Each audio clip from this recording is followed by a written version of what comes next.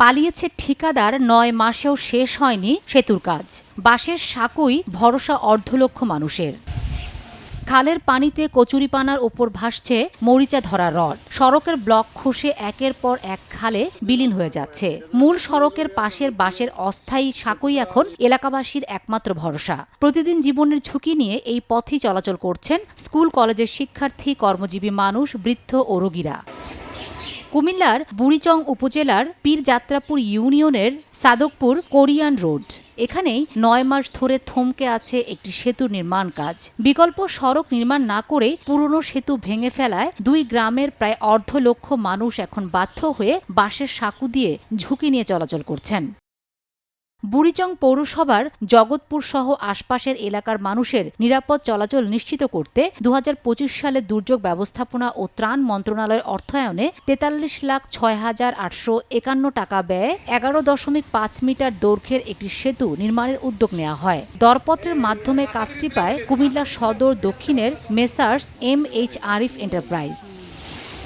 চুক্তি অনুযায়ী ৬ মাসের মধ্যে কাজ শেষ হওয়ার কথা থাকলেও ৯ মাসে শেষ হয়েছে মাত্র ৩০% কাজ। এরপর থেকেই কাজ ফেলে উধাও ঠিকাদার। ফলে দীর্ঘদিন ধরে সীমাহীন ভোগান্তিতে পড়েছেন দুই গ্রামের বাসিন্দারা। বিশেষ করে স্কুল কলেজগামী শিক্ষার্থী, বৃদ্ধ, নারী ও অসুস্থ রোগীদের চলাচলে চরম দুর্ভোগ সৃষ্টি হয়েছে। এই ব্রিজের আমরা যখন এটা ব্যাংকে ঘুরে গেছি, আমরা কাটমার দিয়া আপনার মানুষ চলাচলের ব্যবস্থা করে দিয়েছি। হালে বর্তমানে গাড়ি ঘোড়া চলে না। কন্ট্রাক্টর সাহেব কইতেছে আমি লুক পাই না কই আমরা কারটা অনেক ফাঁস নামাইছে, কইছে লুক পাই না বরাবর হয়ে গেছি। আমরা বিগত অনেকদিন যাবত এখান থেকে এই পোলটার কারণে আমাদের এই দুই গ্রামের মানুষের যাতায়াতের পথ অনেক কষ্টের মধ্যে আছে, ভোগান্তির মধ্যে আছে। মোটরসাইকেল আসে, সিএনজি আসে, এরা এখান থেকে এসে ফিরা চলে যায় যেখানে ব্রিজ হয় না। তো দেখা গেছে আমাদের যে নেতা আছে বা এমপি আছে, এমপি মহোদয় ওনাদেরকে গালাগালি করে যায়। এদিকে ঠিকাদারি প্রতিষ্ঠানকে একাধিকবার নোটিশ দিয়েও কাজে ফেরানো সম্ভব হয়নি বলে জানিয়েছেন উপজেলা প্রশাসন। নতুন ঠিকাদার নিয়োগ এবং দায়িত্বে অবহেলার অভিযোগে সংশ্লিষ্টদের বিরুদ্ধে ব্যবস্থা নিতে ঊর্ধ্বতন কর্তৃপক্ষের কাছে চিঠি পাঠানো হয়েছে।